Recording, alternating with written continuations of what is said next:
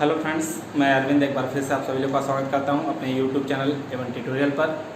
Friends, आज मैं किसी भी टॉपिक पर आपसे डिस्कशन नहीं करने वाला हूं, किसी भी टॉपिक पर मैं आपको लेक्चर नहीं देने वाला हूं। आज मैं आप लोगों से एक स्टोरी शेयर करने वाला हूं जो बहुत ही लवली और इंटरेस्टिंग स्टोरी है। आई होप आप लोगों को पसंद आएगी। तो आइए स्टोरी शुरू करते हैं। फ्रेंड, बात उस समय की है जब मैं 5वीं या 6वीं क्लास में था और मेरे एग्ज़ाम अभी ख़त्म ही हुए थे। मैं पढ़ने में थोड़ा अच्छा ही था, हर बार नंबर अच्छे ही आते थे, 38, 39, 40 आउट ऑफ 40 में से आते थे। तो मेरे मम्मी पापा ने सोचा कि क्यों ना इसका एडमिशन एक अच्छे कॉलेज में करा दिया जाए जहाँ पर ये और आगे की पढ़ाई कर सके। तो मेरा एडमिशन एक अच्छे स्कूल में हो गया। मैं एक नए स्कूल में पहला दिन था, मैं गया और वहाँ पर मुझे ऐसा लगा कि पढ़ाई तो यहाँ होती है जहाँ अभी तक जहाँ हम पढ़ रहे थे वहाँ तो केवल मजाक हो रहे थे। देन पढ़ाई अच्छी हो रही थी, पढ़ाई चल रही थी। इसी बीच पता चला कि मिड टर्म आ गया, टेस्ट टाइम आ गया। तो मेरे टेस्ट हुए। फिर जब टेस्ट होने के पश्चात टीचरों की आदत होती है कि बच्चों को इस क्लास में ही आंसर शीट थमा देता है, देखो भाई तुम्हारा इतना नंबर आया, तुम्हारा इतना नंबर आया, तुम्हारा इतना नंबर आया। मेरे भी आंसर शीट मिले, मैंने भी अपने आंसर शीट लिए, देखे। जैसे पिछले क्लास में पिछले स्कूल में था कि मेरे नंबर्स 38, 39, 40 आते थे। मैं यहाँ भी उतने ही कंसिस्ट था, उतने ही कॉन्फिडेंस के साथ 38, 39, 40 आए थे। बस प्रॉब्लम यहाँ थी कि वहाँ आउट ऑफ 40 होते थे और यहाँ पे क्या थी कि यहाँ पे आउट ऑफ 80 थे। अब एक हाथ में तो मेरे आंसर शीट था और मेरे दिमाग में ये बातें चल रही थी। जैसे होता नहीं, सोचते हैं तो एक छोटा बुलबुला, एक उससे बड़ा, फिर उससे बड़ा, फिर उससे बड़ा, फिर सबसे बड़ा, और फिर सबसे बड़े बुलबुले में जो था उसमें समझ में आ रहा था एक तस्वीर जो एक सांवले रंग के व्यक्ति की थी और घनी मूछें थी, भारी भरकम हाथ थे और उस पर भी सोने का सुहागा हो जाए यदि वो आपको पता चल जाए कि वो व्यक्ति यूपी पुलिस में हो। तो वो मेरे पिताजी की तस्वीर थी जो मुझे दिखाई दे रही थी। आप लोग समझ सकते हो कि उस समय मेरी हालत कैसी हो रही होगी। फिर किसी भी तरीके से मैं घर पहुंचा तो देखा पिताजी घर पे ही थे। तो उन्होंने पूछा क्या हुआ, तो मैंने कहा कुछ नहीं पिताजी, सारे रिजल्ट अच्छे ही थे, बस केवल हिंदी में थोड़ा सा गड़बड़ हो गया, उसमें 75 आए, बाकी सब 78, 79 और 80 थे। तो उन्होंने कहा कोई बात नहीं, नया स्कूल है, ऐसा होता है। तो मैं तो बहुत खुश हुआ कि चलो यार समस्या टल गई। लेकिन मुझे क्या पता था कि अभी नई समस्या आने वाली है। जब अगले दिन मैं बैग घुमाते हुए स्कूल पहुंचा तो पता चला कि आज के दिन जो समस्या कल मैंने सोची कि चली गई, वो समस्या आज उत्पन्न होने वाली थी, उससे बड़ी समस्या। तो मैं क्लास पहुंचा, क्लास में बैठा तो टीचर आंसर शीट लेके आए। हमारे यहाँ क्या था पुराने स्कूल में कि पीटीएम तो होती थी, लेकिन लास्ट वाले एग्ज़ाम में बीच में कुछ नहीं। तो यहाँ पे क्या था, इन्होंने आंसर शीट थमा दिया और कहा कि जाओ पिताजी से सिग्नेचर करा के लाना। तो मैंने सोचा अब तो मार पड़ने वाली है। फिर भी डरते डरते मैं आंसर शीट लेके घर पहुंचा। उस दिन पापा घर पे नहीं थे, मम्मी थी। मम्मी से मैंने हाथ जोड़कर विनती की, मम्मी ऐसी ऐसी गलती हो गई है, पापा को समझा लीजिए, आज के बाद ऐसी गलती नहीं होगी। फिर मम्मी से बात हो रही थी, तब तक इतने में आवाज़ सुनाई दी कि पापा की गाड़ी आ गई। उस दिन मेरे घर के 2 दरवाजे एक साथ खुले थे। एक वह जिससे पापा अंदर आने वाले थे, दूसरी वह जिससे मैं घर से बाहर जाने वाले थे, यानी मेरे बालकनी का दरवाज़ा।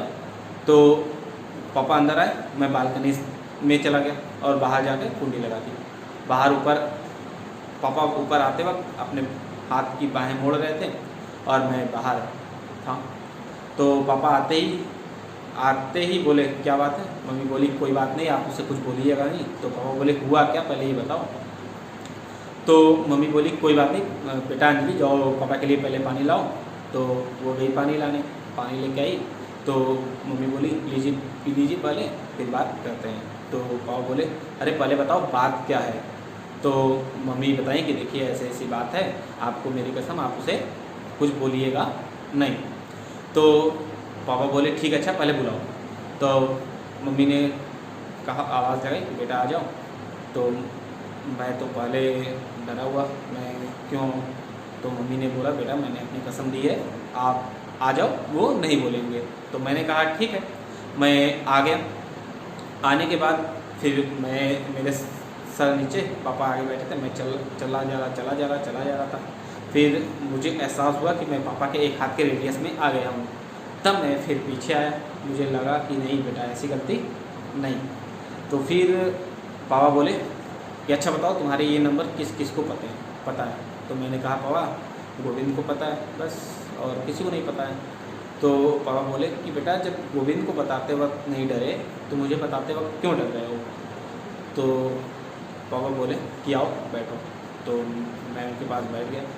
तो पापा ने मुझे एक कहानी सुनाई। उन्होंने कहा कि बेटा जब मैं 8वीं क्लास में था और मेरे साथ मेरे 3 भाई थे, तो मैं अपने माँ के पास गया, एग्ज़ाम का समय था, मैं अपनी माँ के पास गया और माँ से बोला माँ 20 रुपये दीजिए, मुझे जूती लानी है।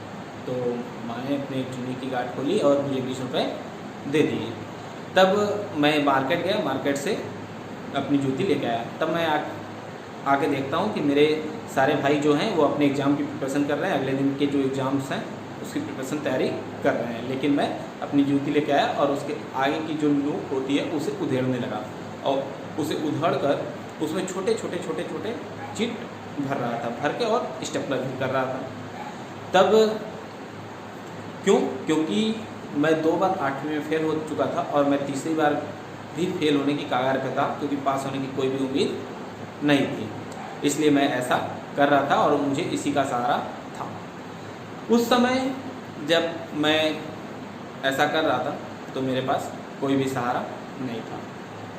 बेटा जब मैं ही नहीं पढ़ा तो मैं तुमसे कैसे उम्मीद कर सकता हूँ कि तुम भी पढ़ो? कोई बात नहीं, जो हो रहा है होने दो, कोई टेंशन लेने की बात नहीं है। लेकिन बेटा एक समस्या है कि तुम्हारे आंखों में आज मुझे डर दिखा। बहुत सारे रिलेटिव्स को मैंने देखा है, अपने ही रिलेटिव्स को, जिनके आते हैं उनके घर पे जो बच्चे उनके होते हैं वो अपने कमरे में चले जाते हैं, उनसे बोलते नहीं, सहमे रहते हैं और उसे वह लोग अपनी शान समझते हैं। लेकिन जब वही लोग 60-70 की उम्र में पहुंचते हैं तो उस समय उनकी सारी बेसिक ज़रूरतें, यानी उनकी जितनी भी ज़रूरत की चीज़ें होती हैं वो सारी पूरी होती हैं, लेकिन कभी भी कोई उनसे ये नहीं पूछता कि आप कैसे हैं, आपका हालचाल कैसा है, यानी आप अच्छे हैं या नहीं। लेकिन मैं कभी नहीं चाहता कि मेरे साथ भी ऐसा हो, इसलिए मैं तुमसे दोस्ती का हाथ बढ़ाता हूँ और मैं चाहता हूँ कि तुम मेरे दोस्त बनो और कभी भी ऐसी समस्या आए तो ज़रूर मुझसे शेयर करो। तो मुझे उस समय मेरी ये बातें समझ में नहीं आ रही थी, क्योंकि मैं 5 में पढ़ने वाला छोटा बच्चा, मुझे इतनी बातें समझ में नहीं आ रही थी। लेकिन पापा ने जैसे जैसे अपनी बात ख़त्म की मुझे सारी बातें समझ में आ गई। फिर वह दिन था और आज का दिन है और उसी तरीके से हमारी दोस्ती चलती आ रही है। एक दिन मेरे पापा का फ़ोन आया मुझे, मैंने रिसीव किया, हेलो। तो उन्होंने बोला कहाँ है? तो मैंने बोला कि तू कहाँ है? तो उन्होंने कहा कि तू जल्दी से आ जा, मैं चाय बनवा के रखता हूँ, मैं घर पे ही हूँ। तो मैंने कहा ठीक है मैं आता हूँ। आप लोगों को ये नहीं समझ में आ रहा होगा कि कौन सी बात किसने किसको बोली, लेकिन वर्ड या शब्द से इज्जत हो या ना हो, लेकिन मेरे दिल में मेरे पापा के लिए बहुत इज्जत है। और इसीलिए मेरे जितने भी व्यूअर्स इस वीडियो को देख रहे हैं, मैं उन सभी से निवेदन करता हूं कि आप सभी लोग ये वीडियो ज़रूर अपने पेरेंट्स को दिखाएं। और मैं एक बात ज़रूर बोलना चाहूँगा कि आप सभी लोग अपना पेंशन प्लान कर सकते हैं, अपना फ्यूचर प्लान कर सकते हैं, लेकिन अपने बच्चों का बचपन प्लान नहीं कर सकते हैं। तो मेरा रिक्वेस्ट यही है कि आप सभी लोग अपने बच्चे का बचपन प्लान करिए, जिससे कि बहुत सारी समस्याओं का निवारण हो जाएगा। आई होप, मैं एक आशा करता हूँ कि आप सभी लोग ऐसा करेंगे। हाँ, एक बात और मैं बता दूँ कि मुझे नहीं पता कि ऐसा करने से आप सभी लोग का बुढ़ापा अच्छा बीतेगा, बुरा बीतेगा। लेकिन मैं एक चीज़ बता दूँ कि यदि आप ऐसा करते हैं तो आप लोग का बुढ़ापा अच्छा बीते या बुरा, ये मुझे नहीं पता। लेकिन एक बात मैं कंफर्म कह सकता हूँ कि यदि आप ऐसा करते हैं तो आपके साथ आपके बच्चे आपके बुढ़ापे में ज़रूर साथ में रहेंगे। आई होप आप सभी लोगों को मेरा ये वीडियो अच्छा लगा होगा, तो मेरे इस चैनल को सब्सक्राइब कर दीजिए, लाइक कर दीजिए और ज़्यादा से ज़्यादा शेयर करें कि बहुत सारे लोगों को ये वीडियो पहुंच सके। धन्यवाद।